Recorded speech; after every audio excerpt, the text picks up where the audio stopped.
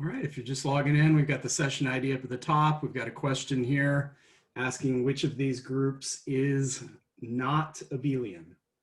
So which one of these has an operation that does not commute?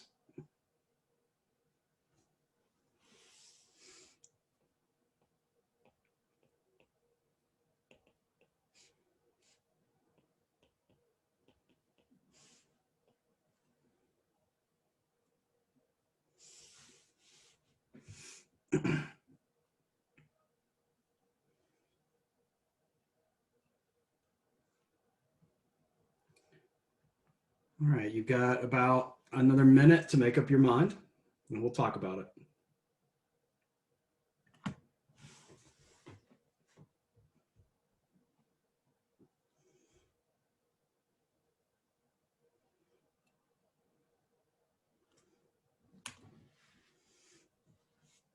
Today's going to be a mixture of notes over new properties of groups mixed with some questions that I'll throw in that should get you on the right track for this next week. All right, everyone has responded. The correct answer is A. Only the dihedral group of the ones listed, only the dihedral group is not abelian. Let's take a look at that real quick, make sure that we understand why that's the case. So remember, the dihedral group is the set of symmetries on the square.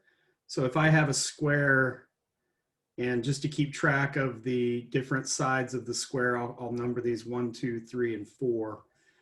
If I do, let's say, a flip across the vertical axis, so this would be the action where you flip it across the vertical axis, then we will get 2, 1, 3, 4. And then let me follow that up with, let's say, a flip across the diagonal. So that's the main diagonal, which is not that one, that's the off diagonal. So a flip across the main diagonal would give us the final version here, like so. Now imagine if I did that in reverse order. So instead, I'm going to do the diagonal first.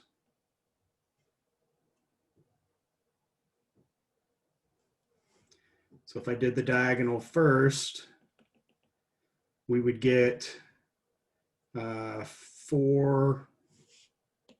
Oops. So doing the diagonal first on this one, we would get 2 and 4 flipped, 1 and 3 stay.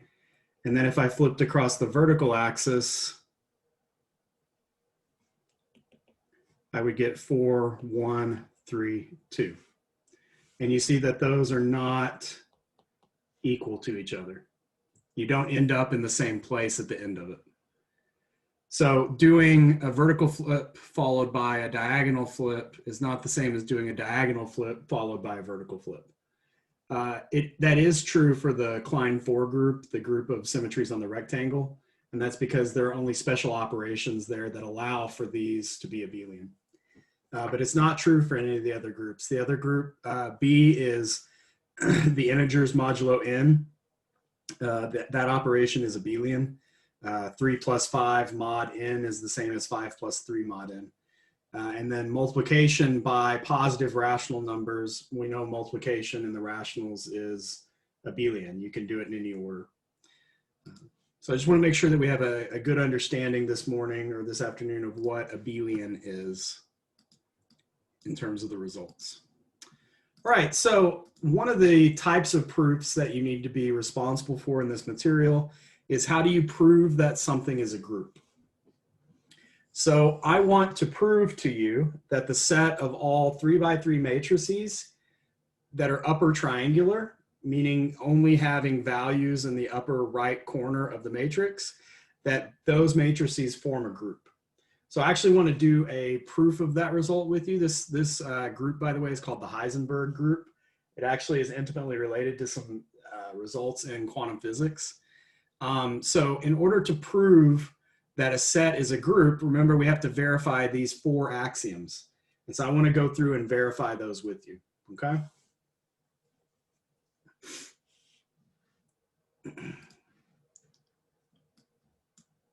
All right, so let's prove that the set G, which consists of all 3x3 matrices, upper triangular, such that A, B, and C come from the real numbers. I want to show you that that set is a group. So the first property that I want to check here is closure. Closure is usually the one where things can go wrong the quickest. And so that's the one I would recommend that you check first. So closure basically says that if you take any 2 members of this group, so here's one member times a second member,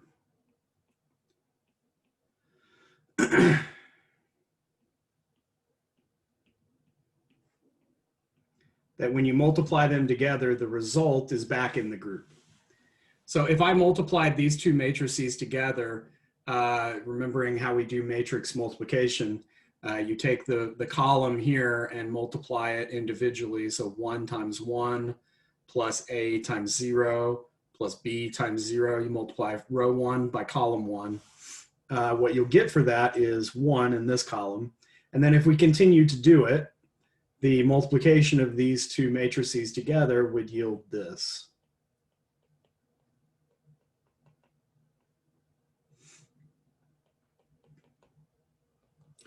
And so what you can see is if you multiply any 2 members of this set, the matrix that you get is still back in G. So you have closure. Multiply any 2 members of this set, the result is back in the set. And the reason we know that is because if you add any 2 real numbers, it's still a real number. All of these are going to be real. This is still upper triangular. Associativity. Associativity is easy here.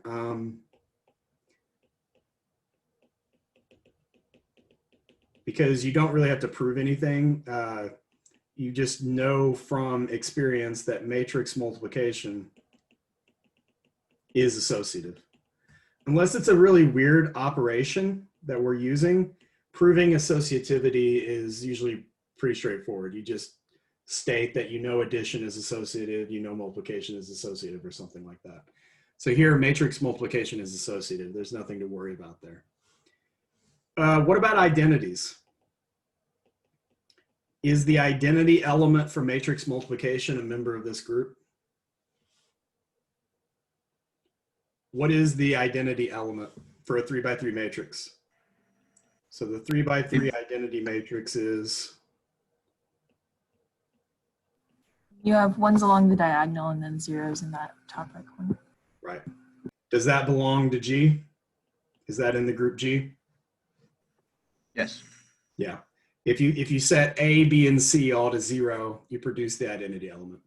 So this matrix times any other matrix will just give the other matrix back. This is like the number 1 for this set. Finally, inverses.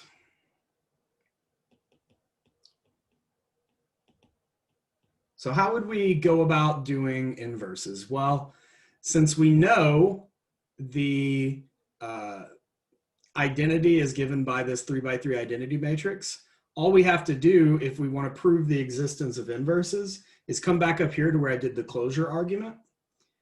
If I could multiply these 2 and prove that there exists a matrix such that you get the identity matrix back, then I've proven the existence of inverses. So what does it take to prove that this could potentially be the identity matrix?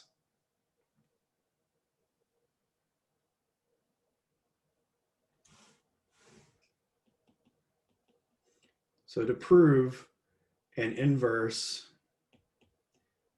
for this exists, consider the argument for closure.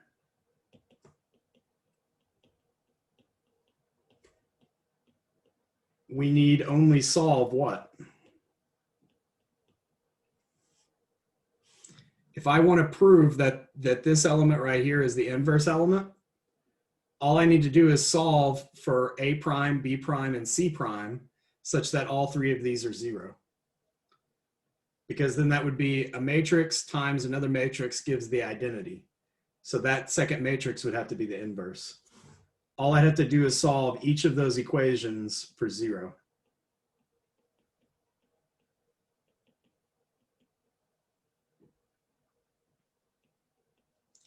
And since we know addition has inverses, then I know that A prime and C prime exist. I could find those. And if I know A prime and C prime, I could then find B prime using that second equation.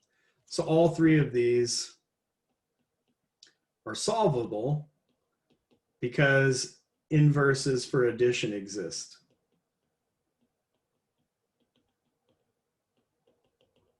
In the reals.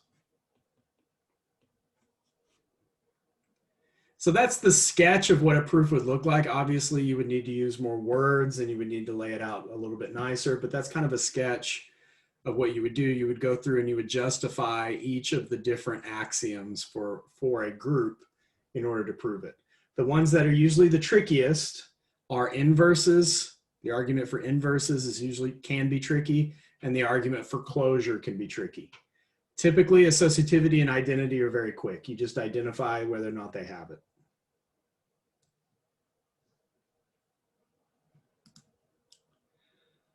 All right, so let's talk about some basic properties of groups. And I want you to understand where this is coming from now that we're going to start looking at properties. You know, we started the course by talking about what are the axioms for number theory, those Zermelo-Frankel axioms, and we said that anything you want to prove in number theory, you start with those, and then you build upon those for new properties. Well, it's going to be the same thing here. We're starting with the 4 group axioms, and all of the results that I'm going to prove to you in today's Q&A, those results are all proved directly from those axioms. So as we go along, we'll prove a new result, and then that result will get added, and we can use everything previous to it to prove the next thing. So I want you to understand logically kind of how this is progressing as we go through it. So I'll let you jot these down real quick. These are the 4 properties that we're going to prove together. The proofs are all very short, but I think they're all very interesting. So I will, I'll give you a second to kind of jot them down. I'll discuss each of them, and then we'll prove each of them real quick.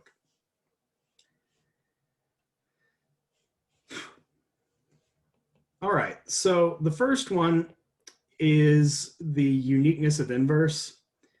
So if you have an inverse to an element in a group, there's only one inverse. There are not multiple inverses for a single element in a group. Left and right cancellation. In other words, you can divide on the left or divide on the right to get rid of a value. If you have an identity, it's the only identity for the group. There aren't multiple identities. And then finally, this thing called the socks and shoes property, and I'll talk a little bit more about that when we get to it. So those should still be up on your screen. I'll jump away from those here in a second, and we'll look at each one and improve each one as we go through it.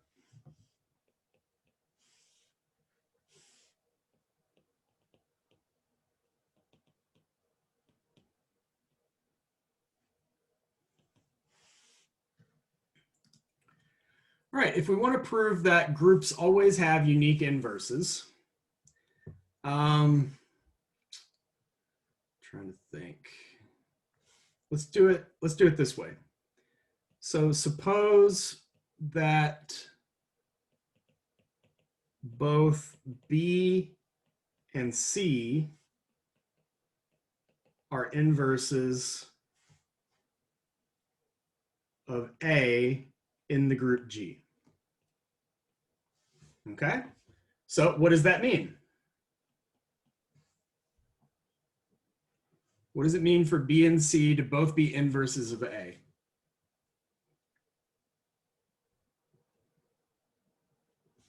Oh, I'm going in the wrong order. I wrote uniqueness of inverses, but that's clearly uniqueness of identity, right? Do y'all see that? Because I'm talking about the identity element there on property one.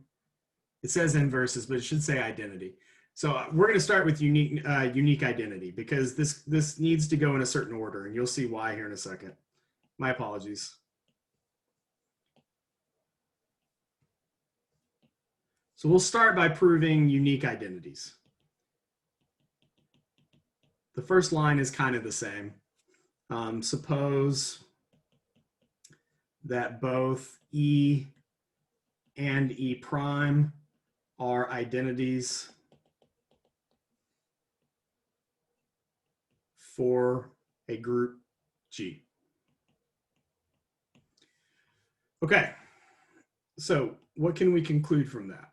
Well, we can say that if A is an element of G, then A times E is equal to A, and E prime times A is also equal to A, if they're both identities. So if both of these things are equal to A, then I can set them equal to one another, which says that AE must equal E prime A.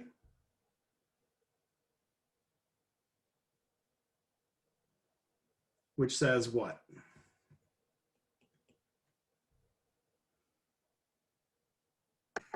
E is E prime.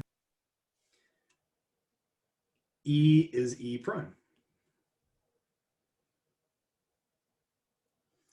It's the only way that that statement could be true. So they'd have to be the same. Okay, so that's just a quick sketch. The second property that we want to look at is left and right cancellation. So left and right cancellation. So why must this be true for a group?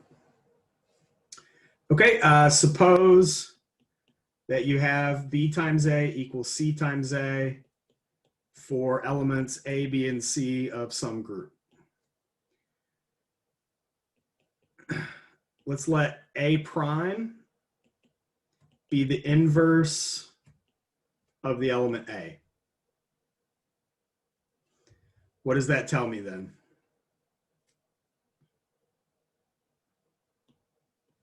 A times A prime would equal E, right?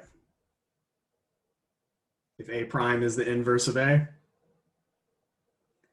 So what I'm going to do is take this equation, BA equals CA, and I'm going to multiply on the right by this inverse, which will make the A go away.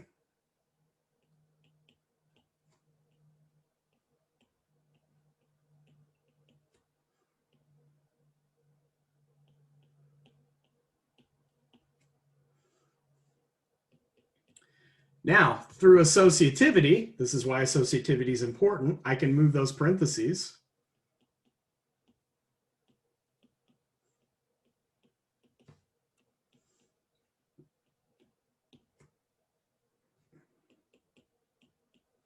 Which says B times E is equal to C times E.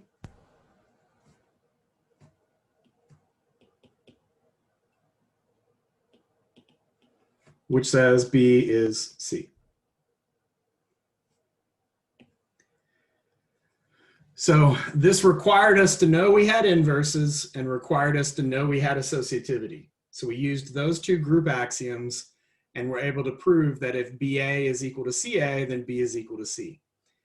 You can use the exact same argument to show that you get left cancellation instead. So this works on both the left and the right. So we know we have the cancellation property in a group.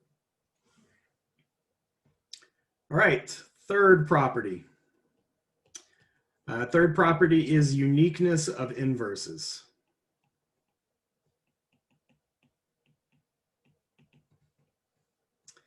So I want to suppose that B and C are both inverses of A and B in a group G. Are both inverses of A, excuse me, in a group G. Okay, what that tells me then is A times B is equal to E, and A times C is equal to E. Okay, so if I know that, if they're both equal to E, then they're equal to each other. So A times B would be A times C. And here's where what we just proved comes into play. This is why we had to do it in a specific order. We just proved the cancellation law applies in a group. So we can now use that result. And so using that result, this implies that B is equal to C by left cancellation.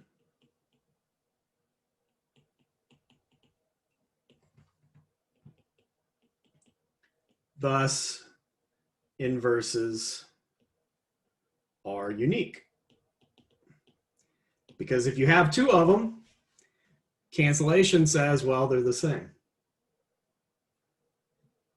So this is how you start to build up new properties in this space. Prove things, and each thing you prove can help you prove something later down the line.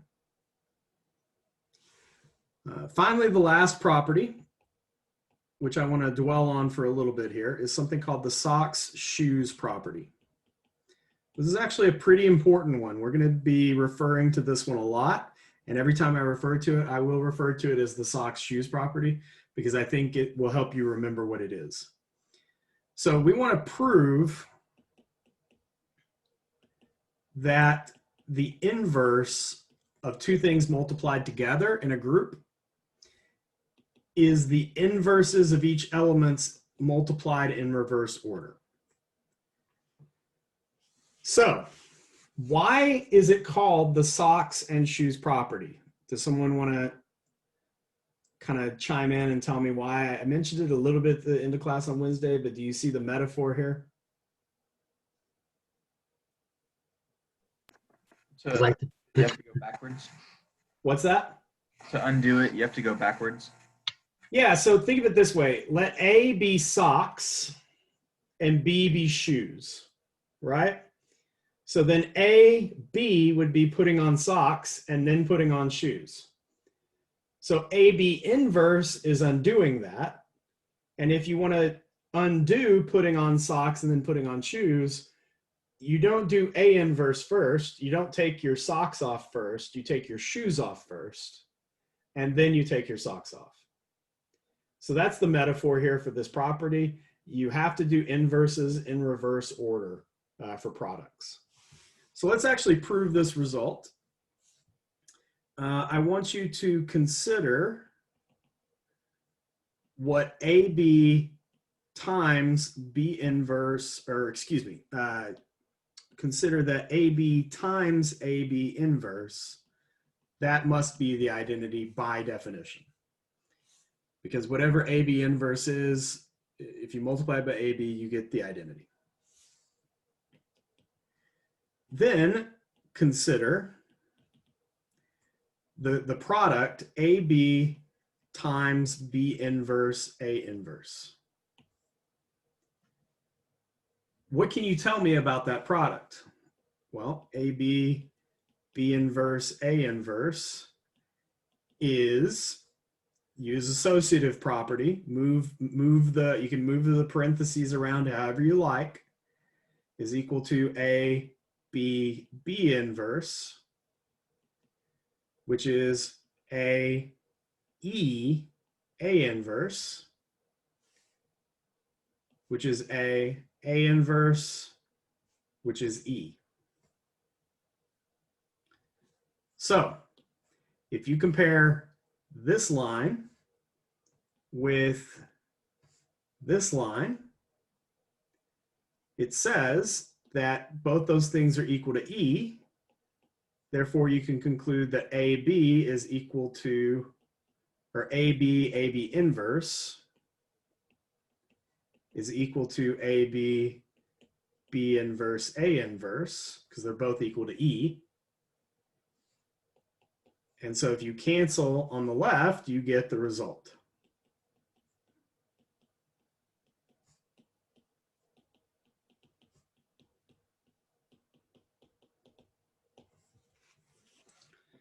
So these are 4 super important properties.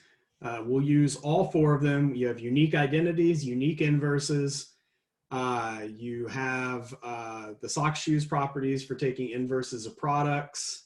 And we have cancellation law. Now, on your proofwriting assignment, you're asked to prove that we don't have middle cancellation. So if you have 3 factors on each side and the same factor in the middle on both sides, you can't just cancel that one out. So there are some weird things like that that would normally work in general, but they don't work for groups. And middle cancellation is an example of something that doesn't work in a group. And you're going to prove that on your proofwriting assignment. All right, a couple more properties here. I'm not going to prove these next ones. I just want to talk about the notation. So the next set of properties that you need to be aware of is all of the exponential rules that we're used to from working with exponents. Those carry over, but you need to think about them a little bit differently. For starters, g to the 0, so if you have an element in a group and you raise it to the 0 power, you get the identity. If you raise g to some positive integer n, then that just means do the action g n times in a row. You can think of it as multiplying if that's the operation, or addition, whatever the case may be, but you do it n times in a row. It's g to the negative n that I want to talk about a little bit. You don't think of g to the negative n as the reciprocal of g to the n, or the inverse of g to the n. It is, but that's not how I want you to think about it. Think of g to the negative n as being g inverse done n times. So in a group, you still have the same laws of exponents that you normally do. You just interpret things a little bit differently. So these are the exponent laws that you're used to. The only one that may come as a little bit of a surprise is 3, and that's because of the socks shoes property. You have to do inverses in reverse order.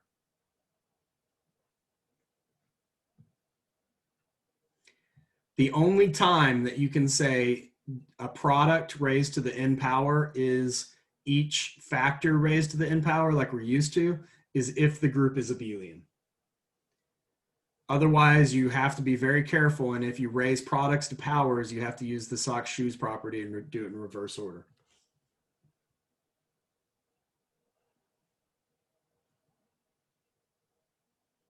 So I'll let y'all finish copying those down.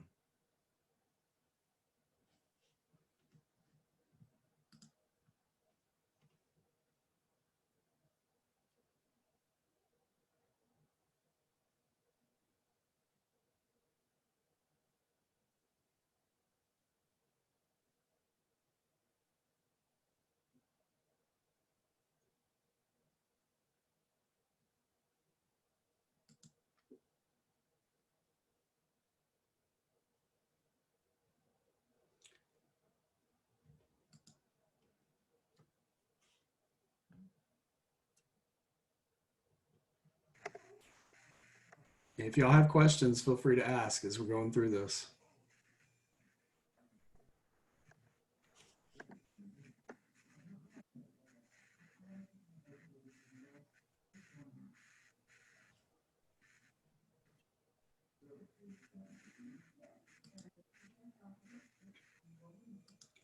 Okay, I'm going to move on to the next one. If you need to get anything from this, remember the video will be up later. You can go back and touch on some things. So the next definition that we have, so we're done with group properties for now. We'll develop some more over time. Those are the basic ones we needed to get out in front of us. A couple of new terms here, order. So the order of a group is the number. Remember, groups are sets, right? So a group is a set of actions.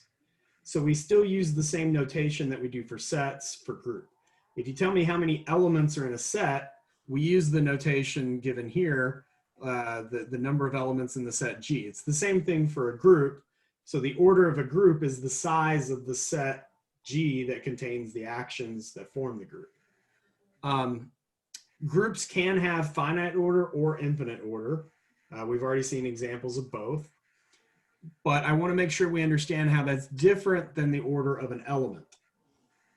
So if you take an element out of a group, the order of that element is how many times you do the action before you return to the do nothing action, right?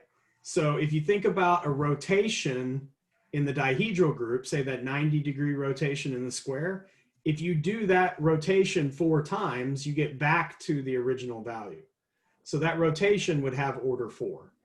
So how many times can you do an action before it returns to the original action? That's the definition of the order of an element in a group.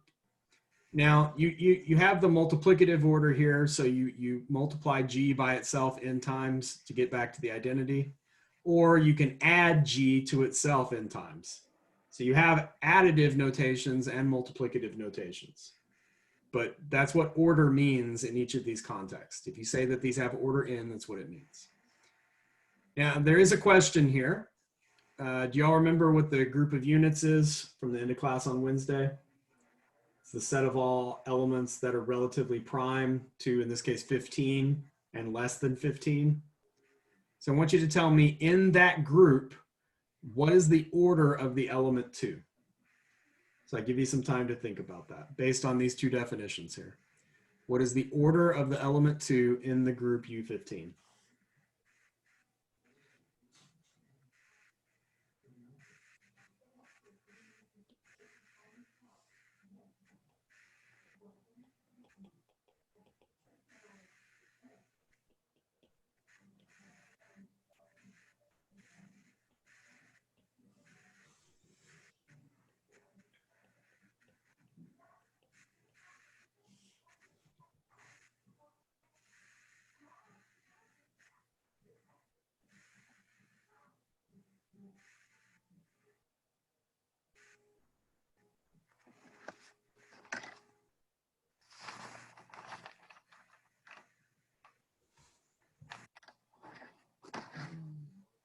So this is a group under multiplication. So you're going to multiply 2 by itself repeatedly until you get the identity element of that group. And it's how many times you have to do the action 2 over and over again before you get back to the identity. That's the order of the element.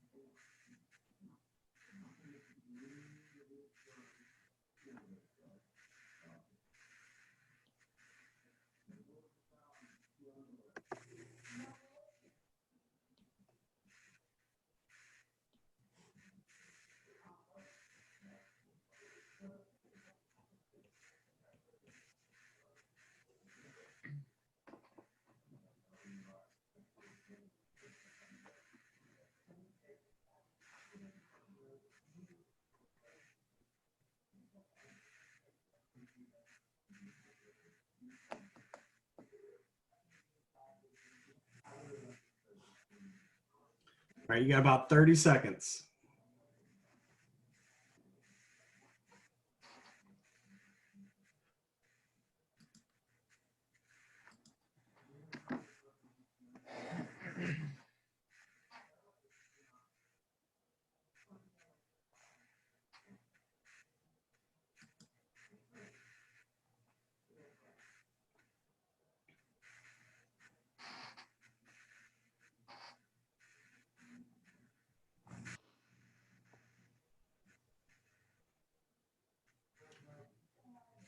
All right, everyone has responded. The correct answer is D. It has order 4. Let's look at why. So if you recall, U15 would be this. You just start going down the list. 1 is relatively prime to 15. 2 is relatively prime. 3 would not be because they share a factor of 3. 4 is relatively prime. 5 wouldn't be, and 6 wouldn't be. 9 also isn't, neither is 10 or 12. So this is U15. So we would say the order of U15, that's the number of elements that are in that set. The order of that group is 8. And what we want to know is, what is the order of 2 equal to in that group? Well, let's just start looking at it. If you go 2 to the 1, mod 15, well, that's just 2. 2 squared mod 15 is 4. 4 mod 15 is 4. 2 cubed is 8. 8 mod 15 is still just 8. 2 to the 4th, well, 2 to the 4th is 16. And 16 mod 15 is 1. 1 is the identity element for that group, because 1 is the identity element for multiplication. So I had to raise it 4 times. I had to do the action 4 times in order to get the identity. So I know that the order of this element is 4.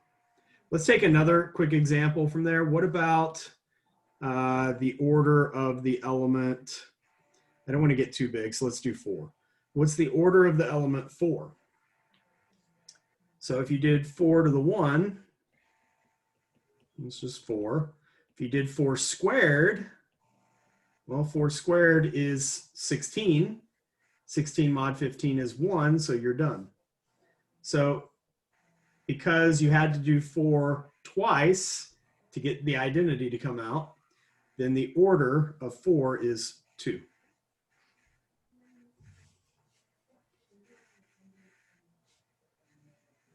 Do we see that the highest order possible is 8? If you take any element from this group, the highest possible order it could have is 8. Because eventually you would cycle through all the other elements of the group and you would eventually reach 1. Because you would eventually reach the inverse of some element in that group. It's a really important property to understand, is that you can't just keep multiplying numbers by themselves and never produce the identity. Eventually you have to produce the identity. And so this goes into the next property that I want to prove. So the next property on the list for us here is that if you have a finite group, so a group composed of finitely many actions, then every action has finite order. You can't do an action an infinite number of times without getting the identity somehow.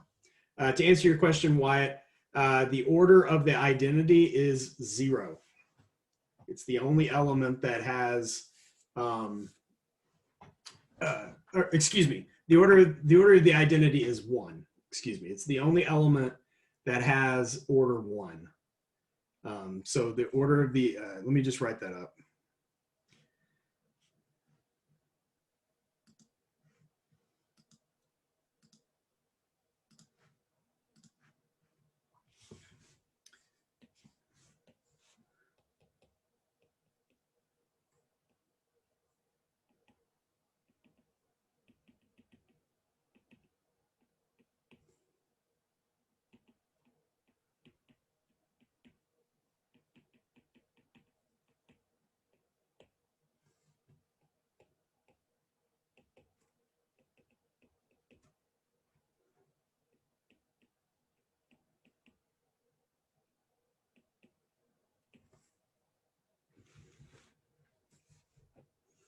So in this case, you think about the order of 1 in the group we just looked at. It has to be 1 because 1 mod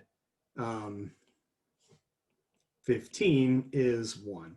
And I realize you're thinking, could it be 1 to the 0? But we don't think of it as 1 to the 0. We think of it as 1 to the 1. So the order of the identity is 1. Now, the reason that we said before, and I know why you brought up this question, before I had, if you take an element G from the group and you do G to the 0, by definition, that's E. So the reason that that's true is we always think of actions in a group as starting with the do nothing action. So if you're telling me you're going to perform action G 0 times, then you haven't changed the do nothing action that's the default to start with. So you default to that identity action where nothing was done. So that's the reason for this property being there, but the order of the identity element is still 1 in a group. All right, so I want to prove this next property for us. Every element of a finite group has finite order. This is actually a really interesting proof because it's going to get used again in Monday's class, at least the technique that we're going to employ here. So I want to talk about that with y'all real quick. So the proof here is if G is finite, so there are a finite number of actions that make up the group G, then every element in G has finite order. Here's a proof of that result.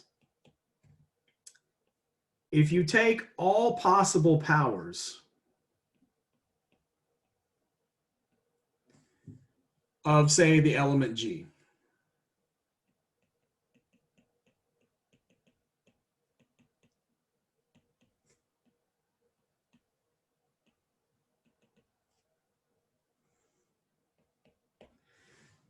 this set has to be other elements in G, right? Because groups have closure.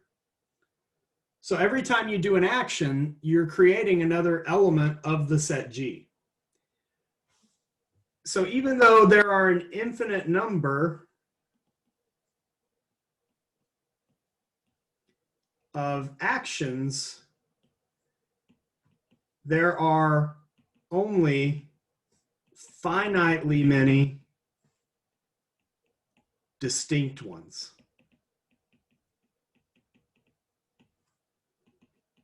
Since G is finite and has closure. So you can't just start multiplying an element by itself an infinite number of times and produce an infinite number of actions, right? There aren't an infinite number of actions if the group is finite, which means that though you're producing this list of infinite things, they're not all distinct. You have to be in some way repeating things you've already gotten to. So for example, if you have order 4, then you do 4 things and it repeats and it keeps going in a cycle. The point is there has to be a repetition. So the second part to this is since there must be a repetition, let's just suppose that G to the A equals G to the B for some A less than B integers. Right? In other words, G to the A, you're gonna do the action G A times, and that's the same as doing the action G B times for some other integer down the line. What does this say? Well, I could use my properties of exponents to divide G of A on both sides, or take G A inverse on both sides.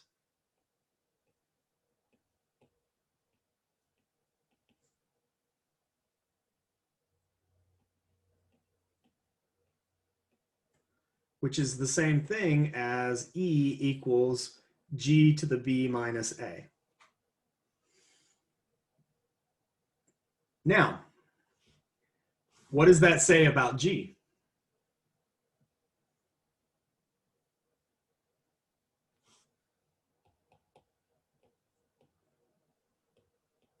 What's the order of G?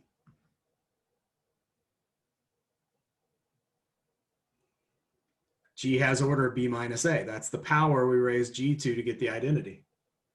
So G has order B minus A, which is finite. So you can assume that there are infinitely many, you can assume that this sequence of G to the A is infinitely many members, but since the group is finite, it has to repeat.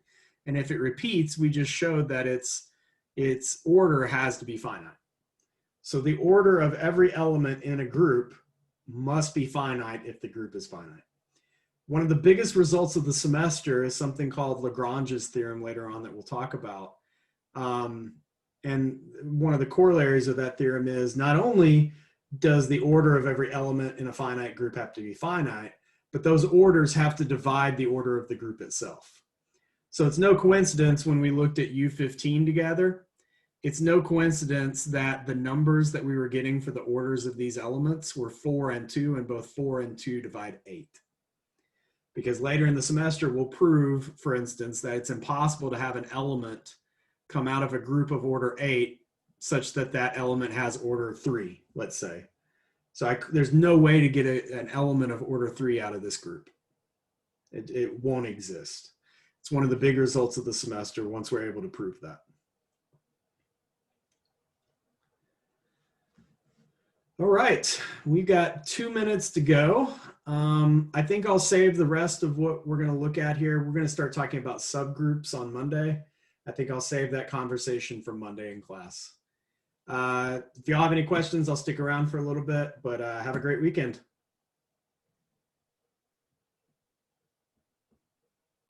Have a good weekend, Dr. Oki. You too. I'll tell Pepper you said hi.